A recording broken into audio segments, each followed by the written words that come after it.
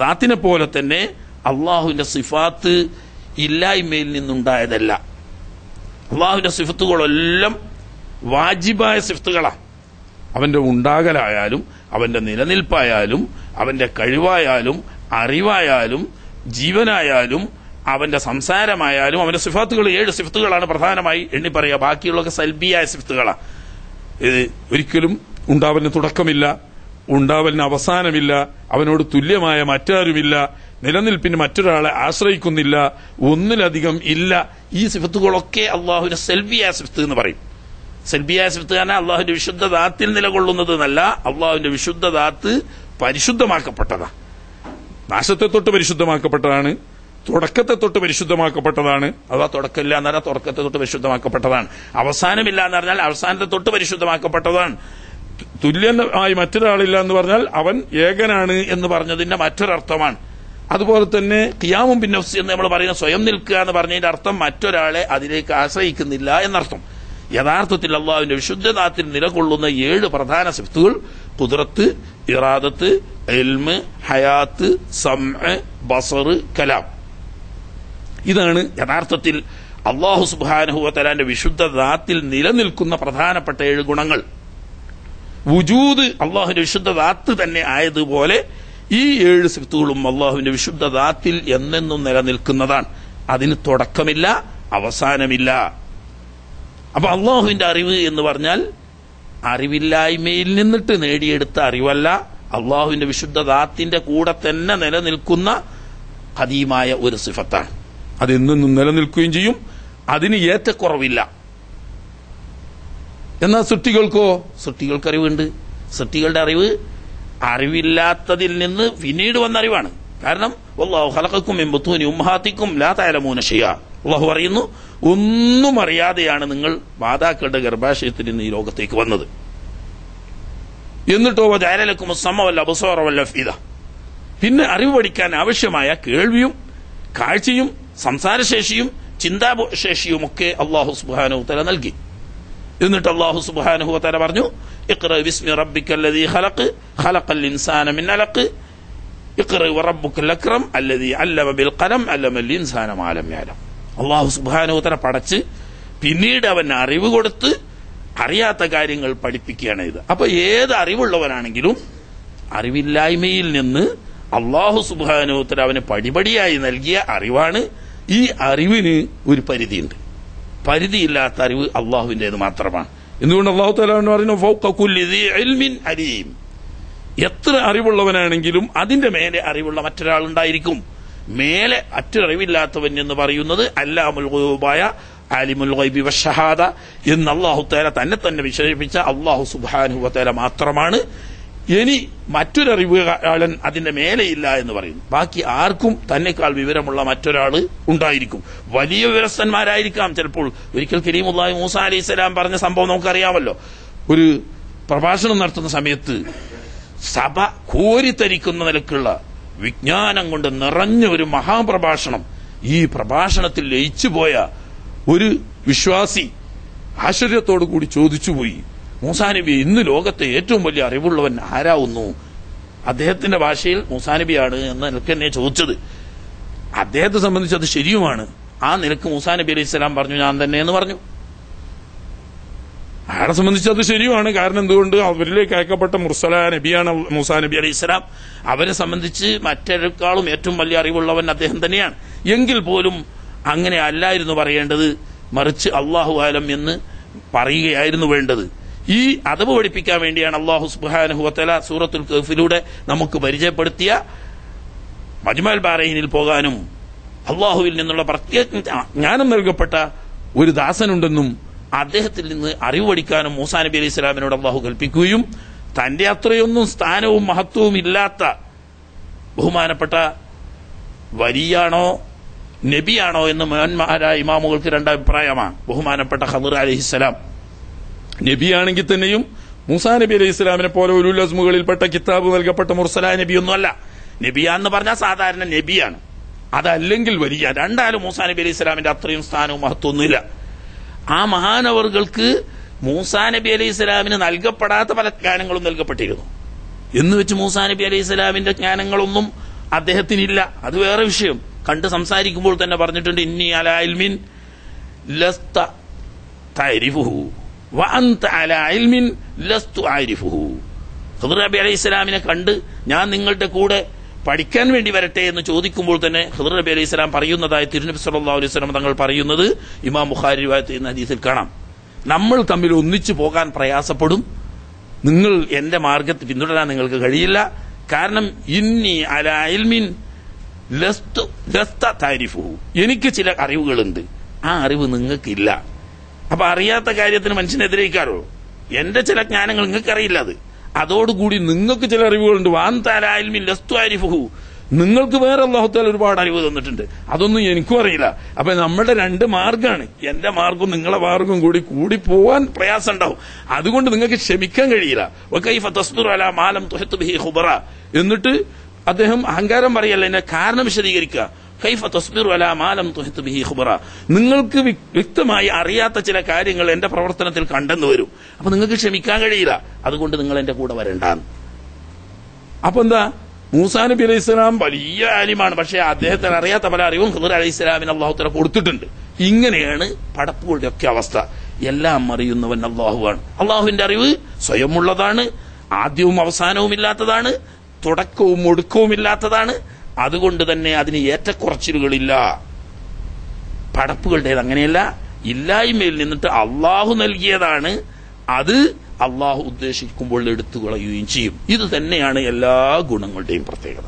അപ്പൊ അള്ളാഹുവിന്റെ വിശുദ്ധ ദാത്തിൽ ഒരുവനാണെന്ന് പറഞ്ഞാലും സിഫാത്തിൽ ഒരുവനാണെന്ന് പറഞ്ഞാലും അള്ളാഹുവിന്റെ സിഫത്തിന് സമാനമായ സിഫത്ത് ലോകത്തൊരു സൃഷ്ടിക്കും ഇല്ല എന്ന് വിശ്വസിക്കലാണ്. സിഫാത്തിൽ ഒരുവനാണെന്ന് എന്ന് പറഞ്ഞാൽ അള്ളാഹുവിന്റെ സിഫത്തുകളൊക്കെ വാജിബാണ്, ഉണ്ടാവൽ അനിവാര്യമാണ്, തുടക്കവും ഒടുക്കവും ഇല്ലാത്തതാണ്, സ്വയം നിലനിൽക്കുന്നതാണ്. പടപ്പുകളുടേതാണെങ്കിലോ ഏത് ഗുണങ്ങൾ എടുത്തു നോക്കുകയാണെങ്കിലും അതിന് തുടക്കമുണ്ട്, അതുകൊണ്ട് തന്നെ അതിന് അവസാനവും ഉണ്ടാകും. സ്വയം ഉള്ളതല്ല, മറ്റൊരാളിൽ നിന്നിട്ട് അഥവാ അല്ലാഹു സുബ്ഹാനഹു വ തആലയുടെ ദാനമായി ലഭിച്ചതാണ്. ഈ നിലക്ക് മനസ്സിലാക്കിയാൽ അള്ളാഹുവിനെ പോലെ വാജിബായതോ സ്വയം നിലനിൽക്കുന്നതോ ആയ ദാത്തോ സിഫാത്തോ ലോകത്തുണ്ട് എന്ന് വിശ്വസിക്കലാണ് യഥാർത്ഥത്തിൽ ശിർക്ക് എന്ന് പറയുന്നത്.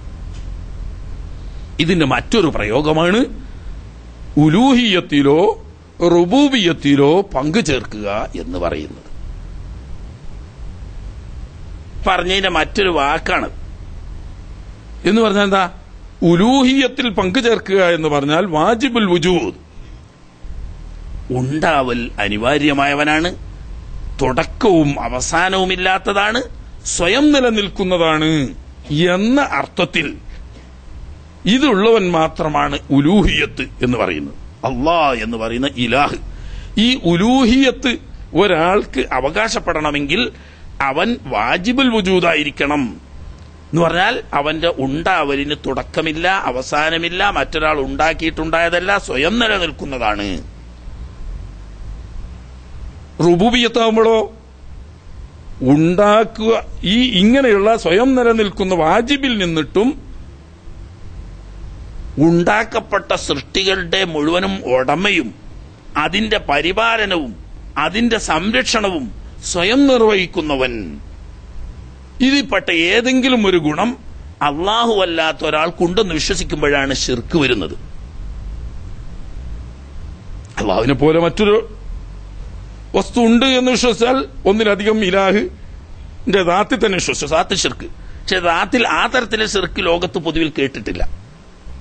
വാജിബുൽ വജൂദായ അള്ളാഹുവിന് സമാനമായ ആദ്യവും അവസാനവും ഇല്ലാത്ത സ്വയം നിലനിൽക്കുന്നവനായ ഒരു ഇലാഹ് എന്ന് വിശ്വസിക്കുന്നത് അധികം ലോകത്ത് കേട്ട് കേൾവിയില്ല. ചുരുക്കം മജൂസികളെ പോലെ ചുരുക്കം ചിലർക്കുണ്ടെങ്കിൽ പോലും അധികം അങ്ങനെയില്ല. അതേ സമയത്ത് രണ്ടാമത്തേതിലാണ് കൂടുതൽ മറ്റൊരു മനസ്സിലാക്കിയതിന് നേരെ തിരിച്ച്. ആ റുബൂബിയത്തിൽ സഹായിക്കുക, സംരക്ഷിക്കുക, പരിപാലിക്കുക, പോറ്റി വളർത്തുക പോലെയുള്ള കാര്യങ്ങൾ അള്ളാഹുവിനെ പോലെ സ്വയം ചെയ്യാൻ കഴിവുള്ള മറ്റു പലരും ഉണ്ട് എന്ന് വിശ്വസിക്കുക.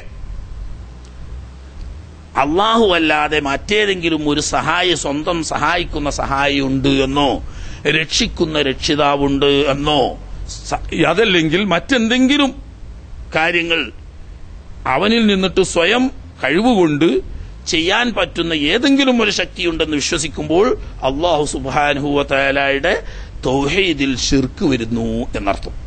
ഈ വിഷയങ്ങളൊക്കെ നേരത്തെ ഞാൻ ആമുഖമായി പറഞ്ഞപ്പോൾ ഇത് വിശദീകരിക്കേണ്ട ഒരു ആവശ്യമില്ല.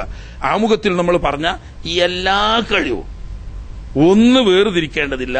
ഈ എല്ലാ കഴിവും അള്ളാഹുവിൽ മാത്രം നിക്ഷിപ്തവും അള്ളാഹു അല്ലാത്ത ആർക്കും ലഭിക്കുന്ന അല്ലെങ്കിൽ ലഭിച്ചിരിക്കുന്ന എന്തും അള്ളാഹുവിനെ ആശ്രയിച്ചുകൊണ്ട് അവൻ ഉദ്ദേശിക്കുന്നവർക്ക് അവൻ ഉദ്ദേശിക്കുമ്പോൾ അവൻ ഉദ്ദേശിച്ചത് കൊടുക്കുന്നു എന്ന നിലക്ക് അല്ലാത്തൊരു കഴിവ് ഏതെങ്കിലും ഒരു വസ്തുവിൽ ആരോപിച്ചാൽ അത് ശിർക്കിന്റെ ഭാഗമാണ്. ഇത് ചുരുക്കി പറഞ്ഞതാണ് അല്ലാഹു സുബ്ഹാനഹു വ തആല. ഖുൽ നബിയെ തങ്ങൾ പറയുക, അല്ലാഹു അഹദ്, അല്ലാഹു സുബ്ഹാനഹു വ തആല ഒരുവനാണ്. എന്താ പറയുന്നത്?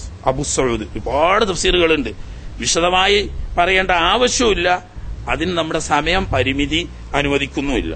അബൂ സഊദ് ഇഖ്ലാസ് സൂറത്തിൽ വിശദീകരിച്ചുകൊണ്ട് ചുരുങ്ങിയ തോതിൽ അദ്ദേഹം പറയുന്നു, അല്ലാഹു സുബ്ഹാനഹു വ തആലയെ പരിചയപ്പെടുത്താൻ വേണ്ടി ശത്രുക്കൾ മുശ്രിക്കുകളായ ആളുകൾ നബി സല്ലല്ലാഹു അലൈഹി വസല്ലം തങ്ങളോട് ചോദിച്ചപ്പോൾ ലമ്മാ സുയിലാനു ഐ അല്ലദീ സഅൽതും അൻഹു ഹുവല്ലാഹ് ഖുൽ ഹുവ, നബിയെ തങ്ങൾ പറയുക, ഹുവ, നിങ്ങൾ അന്വേഷിച്ചില്ലേ, നീ പറയുന്ന ഇലാഹ് ഒരുവനാണെന്നാണല്ലോ നീ പറയുന്നത്, ഈ ഒരുവനായ ഇലാഹ് ആരാണ്, അദ്ദേഹത്തെ നിങ്ങൾ ഒന്ന് പരിചയപ്പെടുത്തിത്താ എന്ന് പറയുന്നല്ലോ. ആ ചോദിക്കുന്ന ആള് ഹുവല്ലാഹ്, അല്ലാഹു സുബ്ഹാനഹു വ തആലയാവുന്നു. അവൻ അഹദുൻ, അല്ലാഹു സുബ്ഹാനഹു വ തആല ഒരുവനാണ്. എന്നിട്ട് വീണ്ടും അല്ലാഹു തആല പറയുന്നു ഖുൽ ഹുവൽ വാഹിദു അല്ലാഹു സമദ് എന്ന് പറഞ്ഞത് മൻ സമദ ഇലൈഹി ഇദാ ഖസദഹു ഹുവ സയ്യിദുൽ മസ്മൂദു ഇലൈഹി ഫിൽ ഹവായിജി അൽ മുസ്തഗ്നി ബിദാതിഹി വകുല്ലു മാ അദാഹു മുഹ്താജുൻ ഇലൈഹി ഫീ ജമീഇ മുഹിമ്മാതിഹി. പറഞ്ഞ എല്ലാ അർത്ഥവും പെട്ടു. സമദ് എന്ന് പറഞ്ഞാൽ അസ്സയ്യിദുൽ മസ്മൂദു ഇലൈഹി ഫിൽ ഹവായിജി, അസ്സയ്യിദു ഉടമക്കാരനാണ്, രക്ഷിതാവാണ്. സയ്യിദ് നേതാവ് എന്ന അർത്ഥത്തിന് ഉപയോഗിക്കലുണ്ട്, അത് മറ്റൊരർത്ഥത്തിലാണ്. നബി സല്ലല്ലാഹു അലൈഹി വസല്ലം തങ്ങളെ സംബന്ധിച്ചൊക്കെ സയ്യിദ്ന എന്ന് പറയാറുണ്ട്, അത് നേതാവ് എന്നുള്ള അർത്ഥത്തിലാണ്. ആ അർത്ഥത്തിലല്ല അള്ളാഹുവിനെ സംബന്ധിച്ച് സയ്യിദ് എന്ന് പറയുന്നത്. രക്ഷിതാവ്, ഉടമക്കാരൻ എന്നർത്ഥത്തിൽ. എങ്ങനെയുള്ള ഉടമക്കാരൻ? അൽ മസ്മൂദു ഇലൈഹി ഫിൽ ഹവായിജി, എല്ലാ ആവശ്യങ്ങളിലും ആശ്രയിക്കപ്പെടുന്നതായ രക്ഷിതാവ്, സഹായി, ഉടമക്കാരൻ. എല്ലാ, അത് ചെറുത് വലുത് വ്യത്യാസമൊന്നുമില്ല. ചെറിയ ആവശ്യങ്ങളെന്നോ വലിയ ആവശ്യങ്ങളെന്നോ സാധാരണ ആവശ്യങ്ങളെന്നോ അസാധാരണ ആവശ്യങ്ങളെന്നോ അതല്ലെങ്കിൽ മറഞ്ഞ മാർഗത്തിലുള്ള ആവശ്യങ്ങളെന്നോ തെളിഞ്ഞ മാർഗത്തിലൂടെയുള്ള ആവശ്യങ്ങളോ ഒരു വ്യത്യാസമില്ല.